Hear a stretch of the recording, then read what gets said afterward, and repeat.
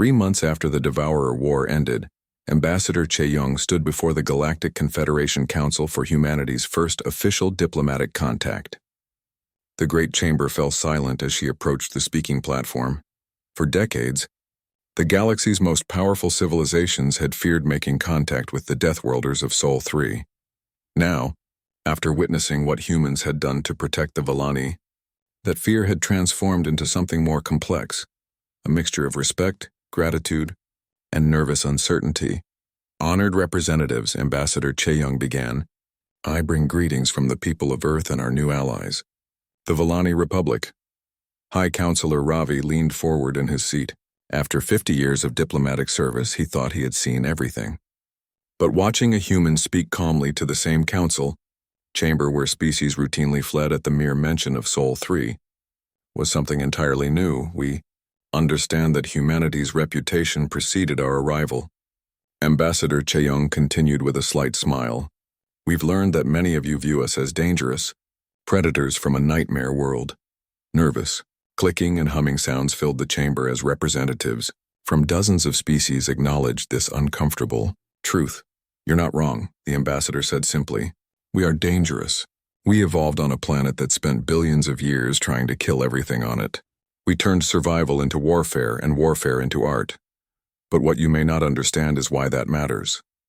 Elder Naya of the Vallani floated beside the human ambassador, her translation device converting her aquatic sounds into galactic standard language. The humans came 47 light years to save my people, she testified. They sacrificed half their fleet protecting strangers they had never met.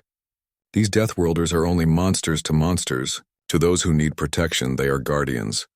The testimony continued for hours. Representatives from 17 star systems spoke about the terror they had lived with while the Devourers threatened their worlds. All of them were now safe because humans had eliminated the threat completely. But not everyone in the galaxy welcomed humanity's new role. In the Outer Rim territories, pirate fleets and raider clans watched the proceedings with growing concern. The Devourer War had demonstrated human capabilities in a way that made their criminal enterprises seem suddenly much riskier.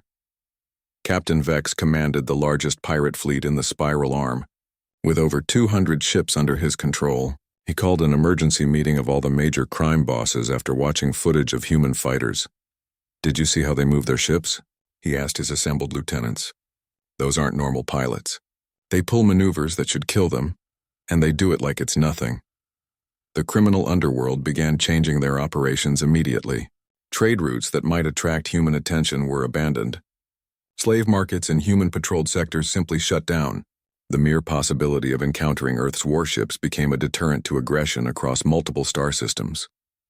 Admiral Do-hyun, now commanding the Terran Interstellar Defense Force, established humanity's first permanent base outside the solar system. The massive orbital station above the Vallani homeworld sent a clear message to anyone watching. Earth's protection now extended beyond its own system. We're not looking to build an empire, Admiral Do-hyun explained to a gathering of Vallani leaders. But we're also not going to sit quietly while intelligent beings are murdered by predators. The reconstruction of the Vallani homeworld became a joint effort that amazed galactic observers. Human engineering crews worked alongside Vallani architects to rebuild their cities, but more significantly, human military advisors began training Vallani defense forces.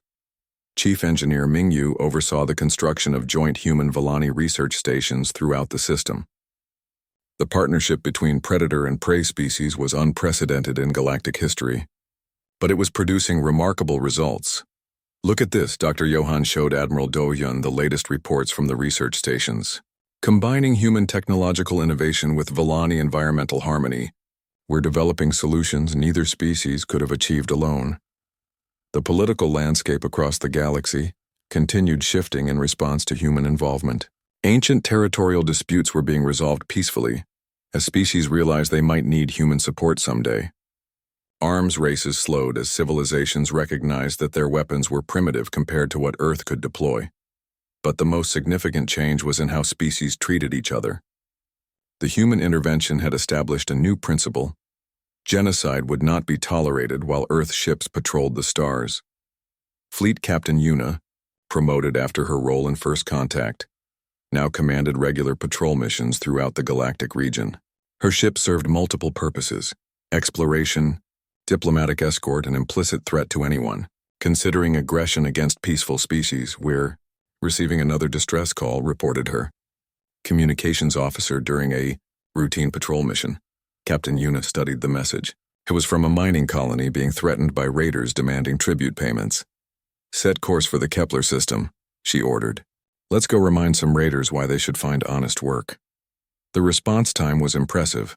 Human ships could cross most star systems in days rather than weeks. But more importantly, their reputation had grown to the point where many conflicts resolved themselves just from the announcement that Earth forces were en route. President Jisoo addressed the United Nations 6 months after first contact, reviewing humanity's transformation from isolated species to galactic power. We answered one distress call and discovered we weren't alone in the universe, she told the assembly.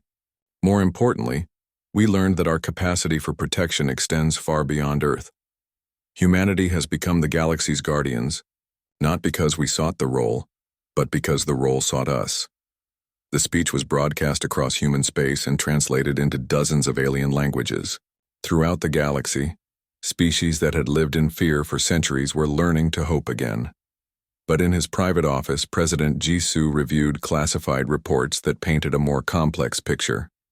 Human patrol fleets were receiving new distress calls every week. Territorial disputes, resource conflicts, and predatory species were all looking to Earth for solutions. Ma'am, Admiral Do-hyun reported during their weekly briefing, we're tracking 47 active situations that might require intervention. Our fleet capacity is being stretched across multiple star systems. President Jisoo nodded grimly. We opened Pandora's box when we answered that first SOS. The galaxy now expects us to solve problems we didn't know existed. Final scene of this galactic transformation played out in the rebuilt capital city of the Villani homeworld. Human children from the research station played alongside young Villani in the crystal blue waters that had once been processing centers for the Devourers. Elder Naya watched the children play and reflected on how much had changed. Her people had been dying, alone in the dark when they sent their desperate message to the stars. Now they lived under the protection of the most powerful military force the galaxy had ever seen. Do you ever regret answering our call? She asked Admiral Nari during a joint ceremony honoring the war dead. Admiral Nari looked up at the stars where human patrol ships moved in regular patterns, protecting not just the Villani but dozens of other species throughout the region.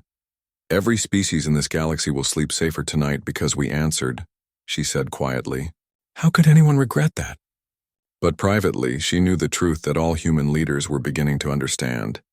They had saved one species and inherited responsibility for an entire galaxy. The children of Earth were no longer just protecting their own world.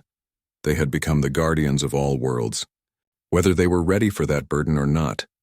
In the vast darkness of space, human ships continued their patrols carrying the hopes of peaceful species and the fears of predatory ones. Humanity had learned its place in the cosmic order. They were the apex predators who hunted other apex predators, the monsters that even monsters feared. And across the galaxy, for the first time in millennia, the innocent could sleep peacefully, knowing that somewhere among the stars, Earth's children stood watch. News of the battle spread across the galaxy faster than the speed of light itself.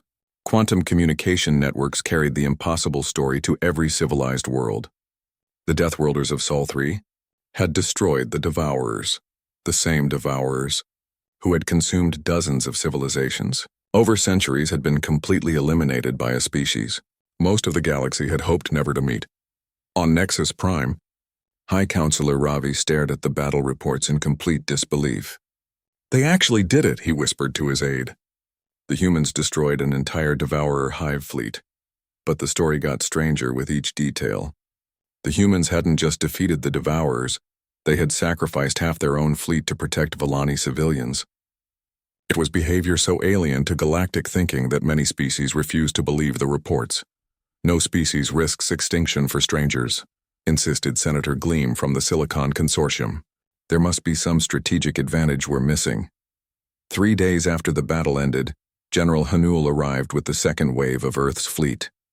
The reinforcements included humanity's newest technological achievements: AI-assisted tactical systems that turned every human soldier into a precision instrument of war. Admiral Nari greeted General Hanul aboard the wounded Incheon Rising.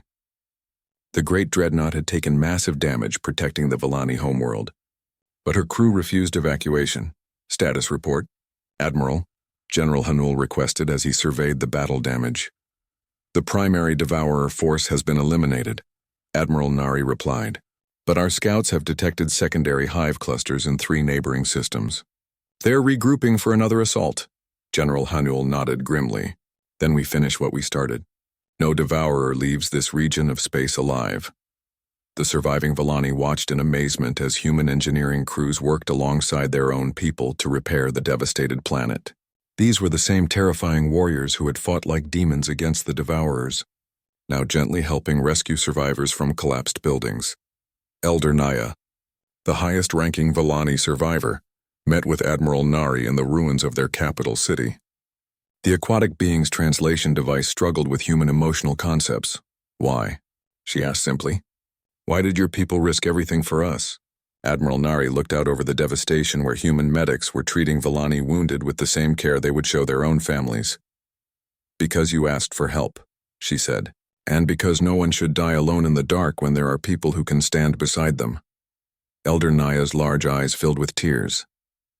In her species' long history, no one had ever crossed the galaxy just to help strangers. Commander Curie led the assault on the first secondary devourer hive cluster. Her team included soldiers who had survived the initial battle, and their experience showed. They moved through the enemy structures with deadly efficiency, but also with something new. A cold, methodical determination to ensure the devourers never threatened anyone again. Sergeant Dong Hae had been a police officer in Seoul before joining the military. His protective instincts had been focused on a single city, but now they extended to entire species. Clear the processing centers first, he ordered his squad as they breached another devourer facility. Every civilian we save is a victory. The devourers in the secondary clusters fought with desperate fury, but they faced an enemy that had learned their weaknesses. Human tactical AI systems predicted their movements and adapted faster than the hive mind could counter-evolve. More importantly, the humans fought with a purpose the devourers couldn't understand. Where the hive mind fought for consumption and expansion, the humans fought for something far more powerful, the idea that intelligence deserved to exist free from predation. Back in the Vellani system, remarkable scenes were playing out across the damaged planet. Human soldiers who had killed devourer warriors with ruthless efficiency now helped Vellani children find their parents. The same hands that had operated plasma weapons now distributed food and medical supplies. They cry for their own dead while planning more efficient ways to kill the enemy, observed Elder Iris, the Vellani philosopher. How can beings contain such capacity for both compassion and violence? Admiral Nari explained it to the Vellani leaders during a joint planning session. Humans learned long ago that sometimes the only way to protect the innocent is to be more dangerous than those who would harm them. We don't enjoy killing, but we're very good at it when necessary. The third secondary devourer cluster attempted a different strategy. Instead of fighting directly, they sent a message to the human fleet. Withdraw now or we will consume the remaining populated worlds in this galactic region. Their deaths will be your responsibility. General Hanul's response became legend throughout the galaxy. Then we'll follow you to every world, and you'll learn what happens when you threaten the innocent in front of Earthers. The final battle lasted only 6 hours. Human forces, now experienced in devourer tactics and armed with weapons specifically designed to disrupt their collective consciousness, moved through the enemy positions like a force of nature. Commander Juhuan, leading a squadron of heavy fighters, reported back to command. Last devourer facility is down. No survivors detected. The threat to this region has been permanently eliminated. The silence that followed was profound. For the first time in centuries, this part of the galaxy was free from the devourer menace. An ancient terror that had consumed entire civilizations had been completely eradicated by a species that had learned about them only months earlier. But perhaps the most remarkable moment came when the battle reports reached Earth. President Jisoo addressed the United Nations about humanity's first interstellar military victory. We sent our fleet to save one species and discovered we had eliminated a threat to dozens of civilizations, she announced. The galaxy is a safer place today because we chose to answer a call for help from people we had never met. The implications rippled across known space. If humans could eliminate the Devourers so completely, what other threats might they be capable of handling? More importantly, what kind of species crossed the galaxy to protect strangers? In the Villani system, reconstruction continued with human assistance. But now other signals were reaching the human fleet, not just from grateful Villani, but from species across the region who had lived in fear of the Devourers for generations. "Admiral," reported Communications Officer Cybiok, "we're receiving thank you messages from 17 different star systems. Apparently the Devourers had been threatening all of them." Admiral Nari looked at the star chart showing the region they had just secured. Millions of beings across dozens of worlds were sleeping safely tonight because humans had decided to care about strangers in need. "Send a message to Earth," she ordered. Mission accomplished. The Devourers are extinct. The Villani are safe, and apparently, we've just become the galaxy's unofficial guardians whether we meant to or not. The first human weapons struck the Devourer hive ships like the wrath of an angry god, energy beams that could melt asteroids carved through their metal hulls. Kinetic projectiles moving at incredible speeds punched holes clean through their massive forms. But the Devourers were not easy prey. They had consumed dozens of civilizations and learned from each battle. Their ships immediately began adapting, growing new armor plating and energy shields designed to counter human weapons. "They're learning fast," reported Weapons Officer Kyung from the Incheon Rising. "Their hull strength just increased by 30%. Admiral Nari smiled grimly. "Then we'll have to teach them faster." Colonel Sung-hoon led the first wave of human marines in their assault pods. These small, armored craft were designed to punch through enemy hull plating and deliver soldiers directly into hostile ships. Most species considered such tactics suicidal madness. The Devourers watched in confusion as dozens of these tiny projectiles slammed into their largest hive ship. They expected the impacts to do minimal damage. Instead, the pods burrowed deep into their vessel's interior and began disgorging something that made no sense to their collective mind. Humans in powered armor, fighting inside their ship like some kind of infestation. "Bravo, team. This is Colonel Sung-hoon." The Marine commander spoke into his communicator as he cut through Devourer defenders with plasma weapons. "We're inside their main processing center. And people, what I'm seeing here is going to give me nightmares forever." The interior of the Devourer ship was a horror beyond imagination. Villani civilians were held in organic pods, being slowly dissolved alive to feed the hive mind's hunger. Some had been partially processed, their bodies merged with mechanical components in ways that violated every concept of dignity. Something primal snapped in the human Marines. They had trained for warfare, but this wasn't warfare, this was an abattoir. And they were going to shut it down permanently. "All teams weapons free," Colonel Sung-hoon announced. "Priority 1 is rescuing civilians. Priority 2 is making sure these things never do this again." Meanwhile, in space, Lieutenant Eunbi piloted her fighter through swarms of Devourer attack drones. Her squadron, callsign Soul Reapers, moved through the enemy formations with a precision that amazed the watching Villani survivors. "Reaper 2, you've got 3 bogeys on your 6, she called out to her wingman. "Copy that, Reaper leader." Executing Crazy Ivan maneuver. The human fighter suddenly reversed direction while continuing to fire forward, pulling gravitational forces that would have killed most galactic species. The Devourer drones, designed to fight logical opponents, couldn't adapt fast enough to such seemingly impossible tactics. What the aliens didn't understand was that humans had learned to fight in Earth's gravity well, where such maneuvers were necessary just to survive atmospheric combat. What seemed like suicide to other species was just another day at the office for human pilots. Captain Soman watched the battle from the bridge of her heavy cruiser and made a decision that would become legendary throughout the galaxy. Her ship had taken severe damage from Devourer return fire, with hull breaches on 3 decks and her main weapons offline. Any sensible commander would have withdrawn for repairs. Captain Soman was not any sensible commander. "All hands, this is the captain," she announced over the ship's intercom. "Strap in tight. We're going to show these metal parasites what happens when you make humans angry."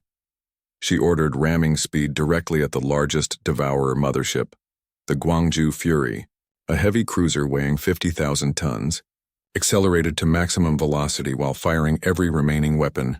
The sight of a human warship deliberately colliding with an enemy vessel 10 times its size while blazing away with all guns sent shockwaves through both allied and enemy forces. The collision tore both ships apart, but the psychological impact was devastating to the devourer hive mind. What kind of species deliberately destroyed their own vessels to damage the enemy? How do you fight opponents who consider mutual destruction a valid tactical option? Dr. Johann, working frantically aboard the science vessel Discovery, made the breakthrough that would turn the tide. He had been analyzing devourer communication patterns when he noticed something crucial. "Admiral, I've found their weakness," he announced over the command channel. "They're all connected through quantum resonance frequencies. If we can disrupt that signal, their coordination falls apart."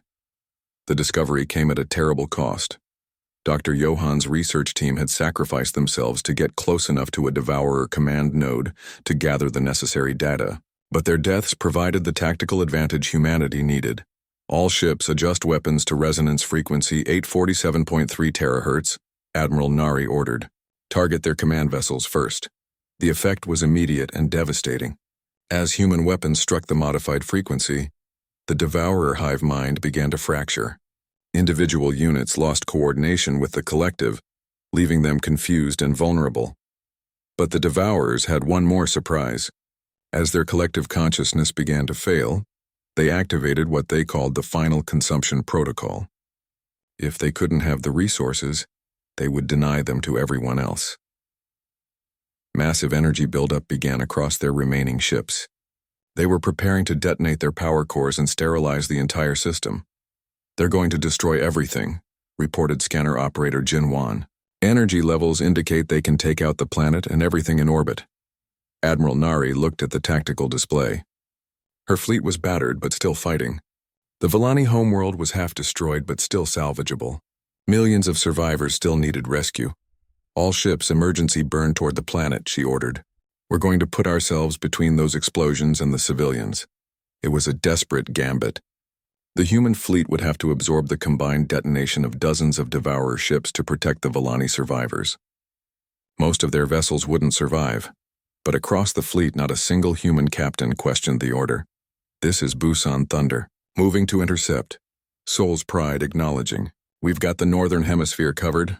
Daegu Striker taking position. "See you all in Valhalla." The devourers, even in their dying moments, couldn't comprehend what they were witnessing. An entire fleet willing to sacrifice itself for strangers from another world. It violated every principle of survival that had driven their expansion across the galaxy. As the first devourer ships began to explode, the human vessels formed a protective barrier around the Villani homeworld. They absorbed blast after blast, their shields failing and their hulls cracking, but they held the line. When the explosions finally ended, half the human fleet was gone. But the Villani homeworld still existed, and millions of survivors were still alive. In the silence that followed, a new signal reached the human fleet. It was from the planet below, transmitted on the same frequency the Villani had used for their original distress call. But this time, the message was different. This time it was "thank you." Fleet Admiral Nari stood on the bridge of the Incheon Rising as the human fleet dropped out of faster-than-light travel. What she saw through the view screen made her stomach turn with rage. The Villani homeworld looked like a half-eaten apple. Massive mechanical creatures, each the size of a city, crawled across its surface like metal parasites. They were consuming everything: forests, oceans, mountains, cities. "And the people living in those cities, my God," whispered Navigation Officer Sun Woo. "They're actually eating the planet." The devourers were unlike anything in human experience. Part machine, part living organism, they moved across the world's surface in organized patterns. Where they passed, nothing remained but bare rock and metal scars. "Launch reconnaissance drones immediately," Admiral Nari ordered.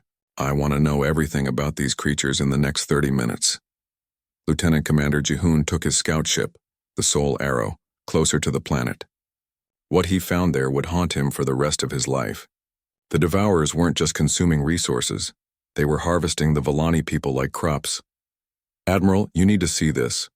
Jihoon's voice cracked over the communication system. "They're not just killing them. They're processing them. The Villani civilians are being fed into some kind of organic machinery." On the bridge of the Incheon Rising, the crew watched in horror as the drone footage showed gentle aquatic beings herded into massive digestive chambers. Families were separated. Children cried for parents they would never see again. Something ancient and primal awakened in every human who witnessed this scene. It was the same instinct that had driven their ancestors to hunt mammoth-sized predators with nothing but spears. The same protective rage that had built civilizations and torn down empires. Captain Hyung commanded the strike cruiser Busan Thunder. He had served in 3 military campaigns and thought he had seen the worst of warfare. But watching intelligent beings harvested like food made his blood boil with fury he didn't know he possessed. "All ships, this is Busan Thunder," he announced on the fleet-wide channel. "We have confirmation of active genocide. These creatures are processing living civilians. Request immediate authorization to engage." The Devourers noticed the human fleet but showed no concern.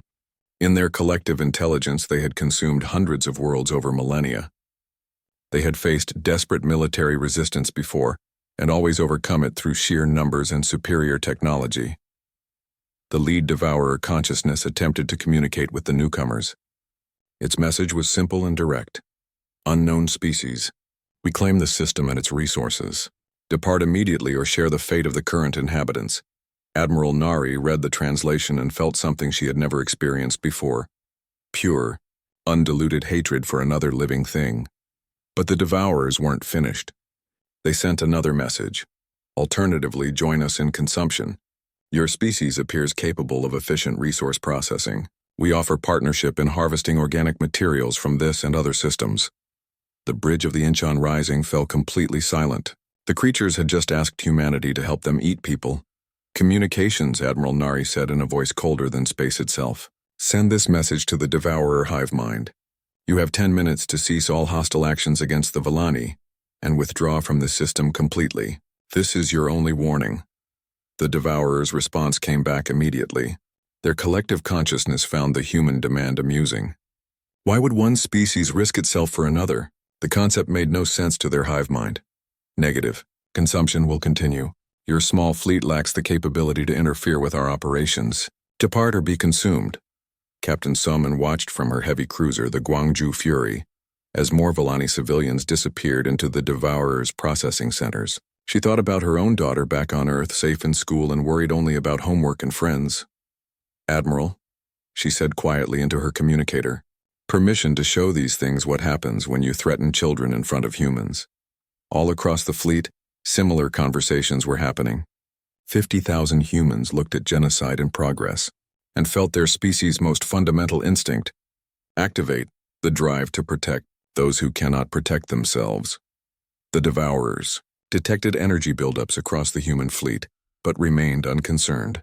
Their technology had overwhelmed every species they had encountered. These newcomers would be no different. They were about to learn just how wrong they could be. "All ships, this is Admiral Nari," the fleet commander announced. "Load all weapons. Prepare for combat operations. Today we're going to teach the galaxy what happens when someone hurts innocents in front of Earthers." The human warships powered up weapon systems that shouldn't have existed on ships that size. Directed energy cannons that could punch through asteroid belts. Kinetic weapons that fired projectiles at significant percentages of light speed. Fusion warheads that burned like miniature stars. On the surface of the Villani homeworld, the surviving population looked up as new stars appeared in their sky. They didn't know what was happening, but for the first time in months they felt something they had almost forgotten: hope. The Devourers finally began to understand they might have miscalculated. The energy readings from the human ships indicated weapons capabilities far beyond what their smaller size should have allowed. But their hive mind had committed to consumption, and retreat was not part of their nature. "Begin evasive maneuvers," the lead Devourer commanded its subordinates. "Prepare defensive screens." These creatures may prove more troublesome than anticipated. They still didn't understand what they were facing. The humans weren't just another species with advanced technology. They were apex predators from a world that had spent 4 billion years trying to kill everything on it. They were the children of Earth, the planet that had turned evolution into warfare and survival into art.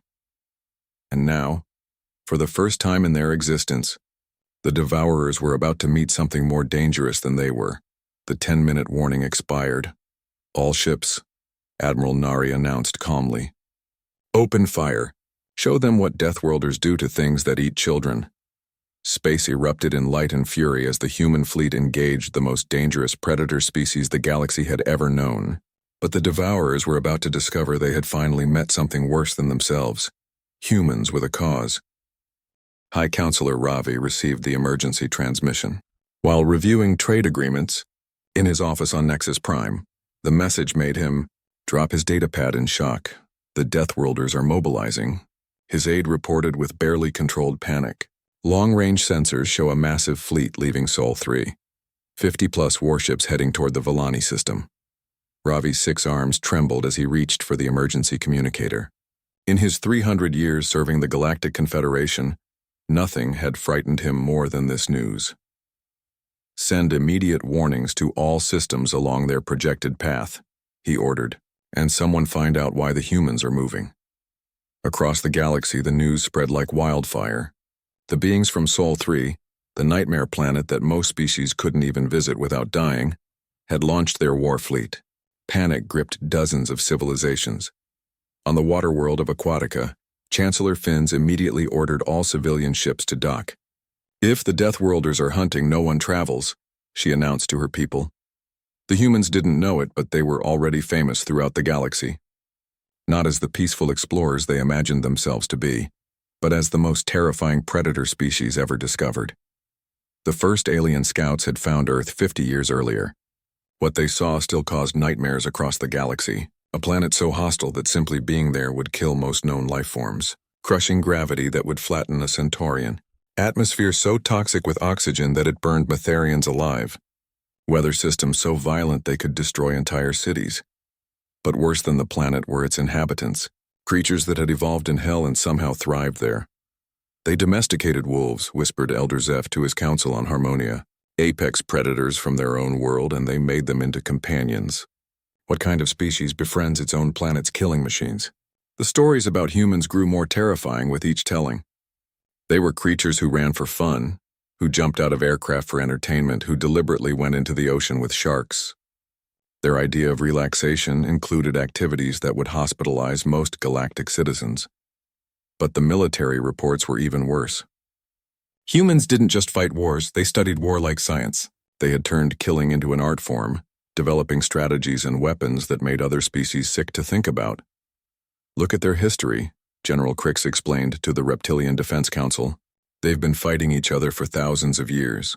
Every few decades they develop new ways to kill more efficiently. And now they're pointing that creativity outward.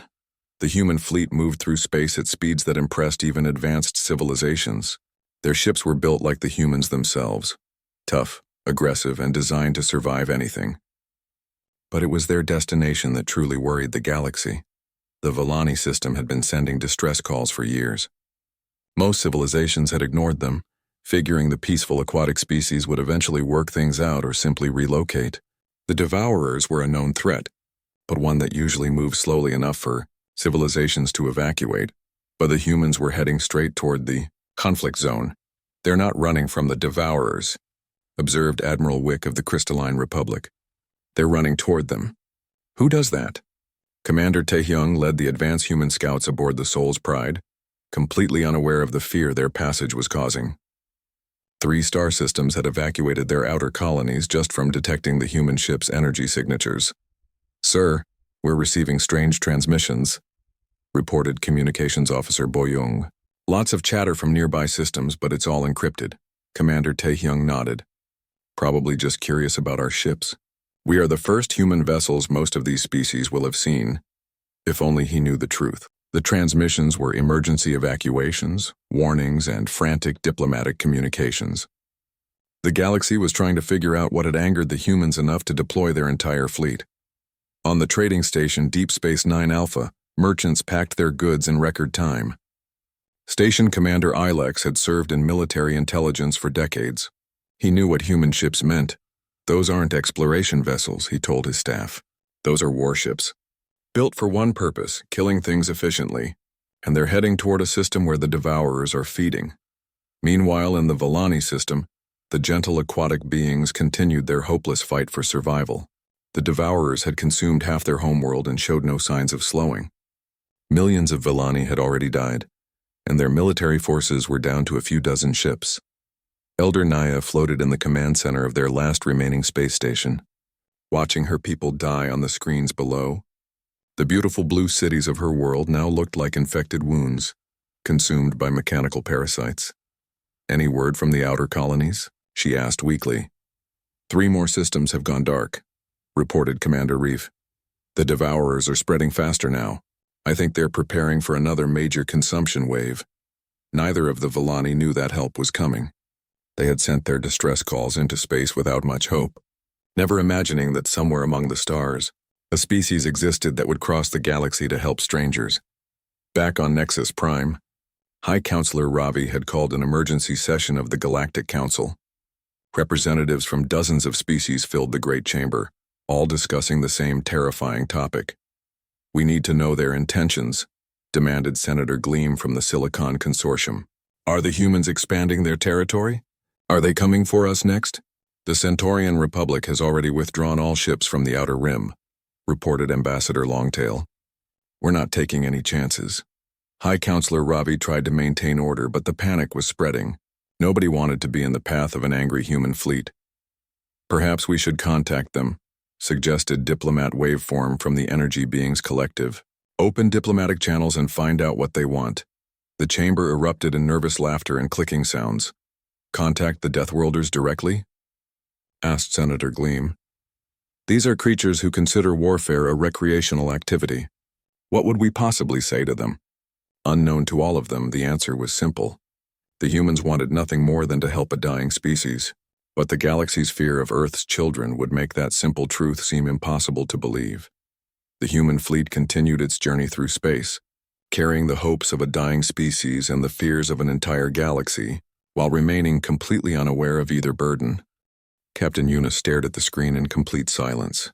After 15 years of monitoring deep space, she had never seen anything like this. The signal was clearly artificial, but it came from outside the solar system. Way outside. "Ma'am, you need to see this," said Lieutenant Jamin from his station. His voice shook slightly. "The signal is repeating every 12 minutes. It's definitely not natural." Yuna walked over to his console. The wave pattern looked unlike anything in Earth's databases. It pulsed with mathematical precision, but the source was 47 light-years away. That meant whatever sent it had been trying to reach someone for nearly 50 years. "Can you decode it?" she asked. Jamin nodded and pressed a few buttons. The alien signal transformed into something that made Yuna's blood run cold. It was a distress call, the first confirmed message from another world, and it was a cry for help. The message was simple but heartbreaking. Mathematical formulas proved the senders were intelligent. Pictures showed a blue-green planet much like Earth, but the final images revealed massive mechanical creatures consuming everything in sight. Cities burning, oceans boiling, an entire civilization dying. "Get me Admiral Do-hyun immediately," Yuna ordered. Within an hour, the Deep Space Monitoring Station buzzed with activity. Admiral Do-hyun arrived with a team of experts including Dr. Minho, Earth's top expert on possible alien life. The scientific team worked for hours checking and double-checking the signal. "It's real," Dr. Minho announced finally. "These beings call themselves the Villani. They're aquatic, peaceful, and they're being wiped out by something they call the Devourers." Admiral Do-hyun studied the data with hard eyes. "This could be a trap. We've never had contact with aliens before. How do we know this isn't some kind of trick to lure our ships away from Earth?" Dr. Minho shook his head. "Look at the biological data they sent. These creatures breathe water and eat plants. Their technology is advanced but clearly defensive. They have no weapons capable of threatening us. And Admiral, they're dying. These images show their population has dropped by 60% in just 2 years.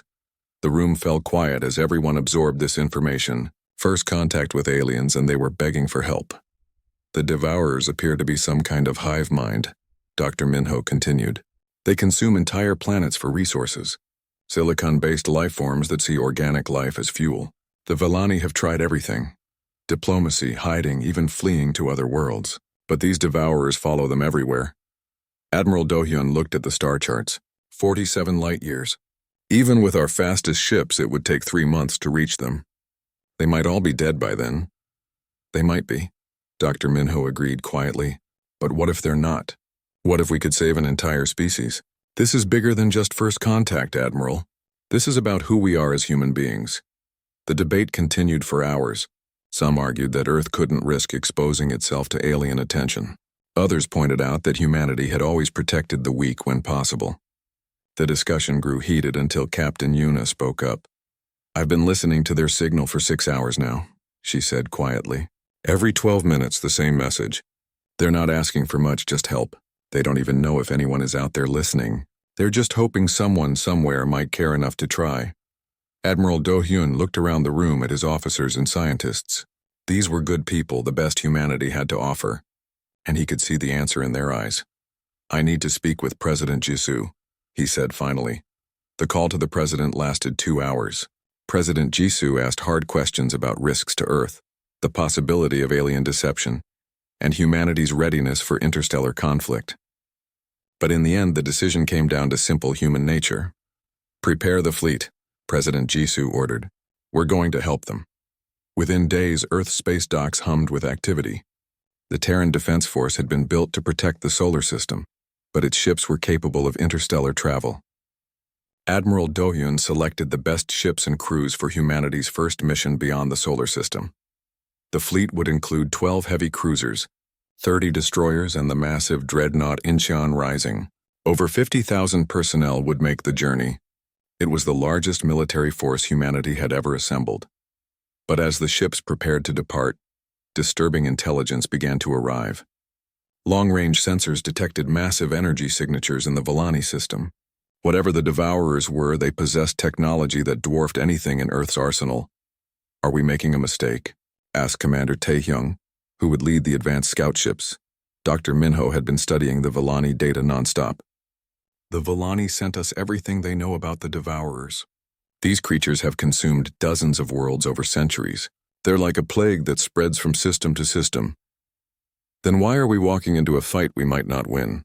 Commander Tae-hyung pressed. Admiral Do-hyun answered before Dr. Minho could speak. "Because 47 years ago, an entire species looked up at the stars and asked for help. They didn't know if anyone was listening. They didn't know if anyone would care. But they asked anyway." He paused, looking out at the fleet assembling in Earth's orbit. "And now they're going to learn that someone did listen. Someone does care. And that someone is willing to cross half the galaxy to stand beside them." The Volani signal continued its 12-minute cycle, broadcasting into the void, but now it would not go unanswered. Humanity was coming. As the great ships of Earth prepared for their journey into the unknown, no one aboard could imagine the reputation they already had among the stars. No one suspected that their arrival would terrify more than just the Devourers. The fleet departed Earth's orbit on a Tuesday morning. 50,000 humans heading toward a battle they might not survive, for a species they had never met, simply because it was the right thing to do. Behind them, Earth's remaining defenses watched the stars nervously. Ahead of them lay the unknown, and humanity's first test as guardians of more than just their own world.